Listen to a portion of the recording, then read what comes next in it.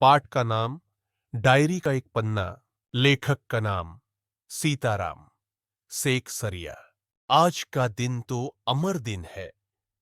आज के ही दिन सारे हिंदुस्तान में स्वतंत्रता दिवस मनाया गया था और इस वर्ष भी उसकी पुनरावृत्ति थी, जिसके लिए काफी तैयारियां पहले से की गई थी।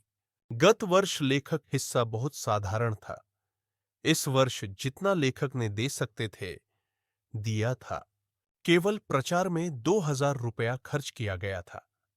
सारे काम का भार लेखक अपने समझते थे अपने ऊपर है, और इसी तरह जो कार्य करता थे उनके घर जा जाकर समझाया था। बड़े बाजार के प्रायः मकानों पर राष्ट्रीय झंडा फहरा रहा था, और कई मकान तो ऐसे सजाए गए थे कि ऐसा मालूम होता था कि मानो स्वतंत्रता मिल गई हो। कलकत्ते के प्रत्येक भाग में ही झंडे लगाए गए थे। जिस रास्ते से मनुष्य जाते थे, उसी रास्ते में उत्साह और नवीनता मालूम होती थी। लोगों का कहना था कि ऐसी सजावट पहले नहीं हुई। पुलिस भी अपनी पूरी ताकत से शहर में गश्त देकर प्रदर्शन कर रही थी। मोटर लारियों में गोरखे तथा सार्जेंट प्रत्येक मोड़ पर तैनात थे। कितनी ही लारियां शहर में घुमाई जा रही थीं। घुड़सवारों का प्रबंध था। कहीं भी ट्रैफिक पुलिस नहीं थी। सारी पुलिस को इसी काम में लगाया गया था। बड़े बड़े पार्कों तथा मैदानों को पुलिस ने सवेरे से ही घेर लिया था।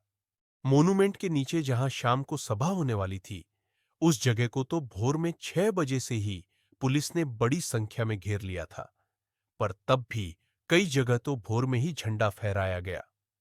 श्रद्धानंद पार्क में बंगाल प्रांतीय विद्यार्थी संघ के मंत्री अविनाश बाबू ने झंडा गाड़ा, तो पुलिस ने उनको पकड़ लिया तथा और लोगों को मारा या हटा दिया। तारासुंदरी पार्क में बड़ा बाजार कांग्रेस कमेटी के युद्ध मंत्री हरिश्चंद्र सिंह झंडा फहराने गए, पर वे भीतर न जा सके। वहां पर काफी मारपीट हुई और 2-4 आदमियों के सिर फट गए।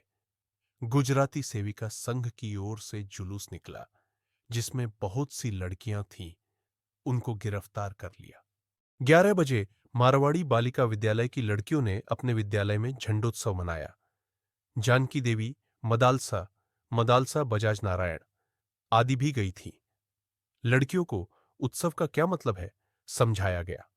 एक बार मोटर में बैठकर सब तरफ घूमकर देखा तो बहुत अच्छा मालूम हो रहा था। जगह जगह फोटो उतर रहे थे। अपने भी फोटो का काफी प्रबंध किया था। 2-3 बजे कई आदमियों को पकड़ लिया गया, जिसमें मुख्य पूर्णादास और पुरुषोत्तम राय थे। सुभाष बाबू के जुलूस का भार पूर्णोदास पर था, पर यह प्रबंध कर चुका था। स्त्री समाज अपनी तैयारी में लगा था। जगह जगह से स्त्रियां अपना जुलूस निकालने की तथा स्थान पर पहुंचने की कोशिश कर रही थी। मोनूमेंट के पास जैसा प्रबंध भोर में था, वैसा करीब 1 बजे नहीं रहा। इससे लोगों को आशा होने लगी कि शायद पुलिस अपना रंग न दिखलावे, पर वह कब रुकने वाली थी।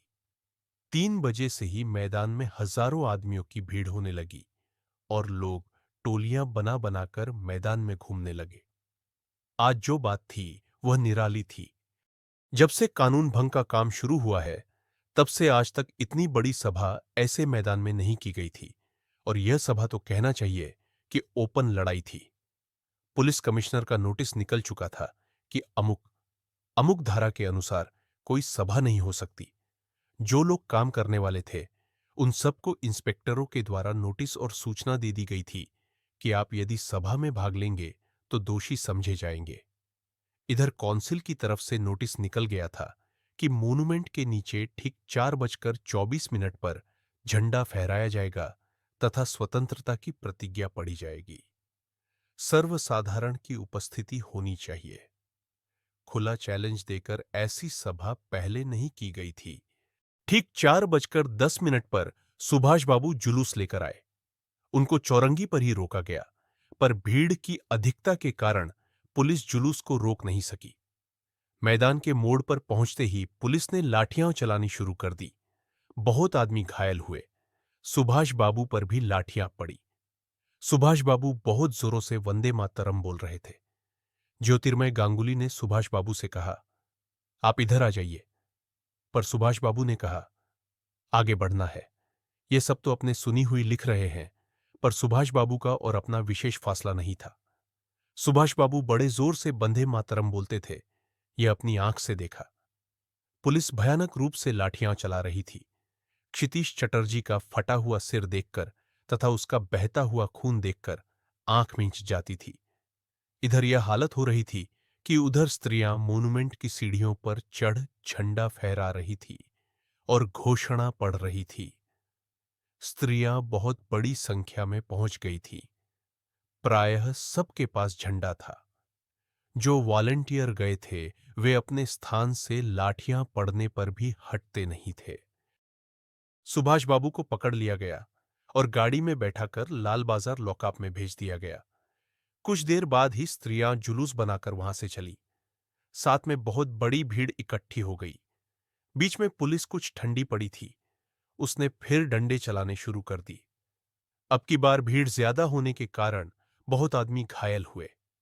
धर्मतल्ले के मोड़ पर आकर जुलूस टूट गया और करीब 50 से 60 स्त्रियां वहीं मोड़ पर बैठ गई। पुलिस ने उनको पकड़कर लाल बाजार भेज दिया।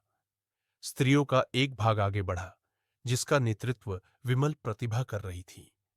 उनको बहू बाजार के मोड़ पर रोका गया और वे वहीं मोड़ पर बैठ गई। आसपास बहुत बड़ी भीड़ इकट्ठी हो गई, जिस पर पुलिस बीच बीच में लाठी चलाती थी। इस प्रकार करीब पौन घंटे के बाद पुलिस की लारी आई और उनको लाल बाजार ले जाया गया। और भी कई आदमियों को पकड़ा गया। वृजलाल गोयनका, जो कई दिन से अपने साथ काम कर रहा था और दमदम जेल में भी अपने साथ था, पकड़ा गया। पहले तो वह झंडा लेकर वंदे मातरम बोलता हुआ मोन्यूमेंट की ओर इतने जोर से दौड़ा कि अपने आप ही गिर पड़ा और उसे एक अंग्रेजी घुड़सवार ने लाठी मारी, फिर पकड़कर कुछ दूर ले जाने के बाद छोड़ दिया। इस पर वह स्त्रियों के जुलूस में शामिल हो गया और वहां पर भी उसको छोड़ दिया। तब वह 200 आदमियों का जुलूस बनाकर लाल बाजार गया और वहां पर गिरफ्तार हो गया। मदालसा भी पकड़ी गई थी। उससे मालूम हुआ कि उसको थाने में भी मारा था। सब मिलाकर 105 स्त्रियां पकड़ी गई थी। बाद में रात को 9 बजे सबको छोड़ दिया गया। कलकत्ता में आज तक इतनी स्त्रियां एक साथ गिरफ्तार नहीं की गई थी। करीब 8 बजे खादी भंडार आए तो कांग्रेस ऑफिस से फोन आया कि यहां बहुत आदमी चोट खाकर आए हैं और कई की हालत संगीन है, उनके लिए गाड़ी चाहिए। जानकी देवी के साथ वहां गए।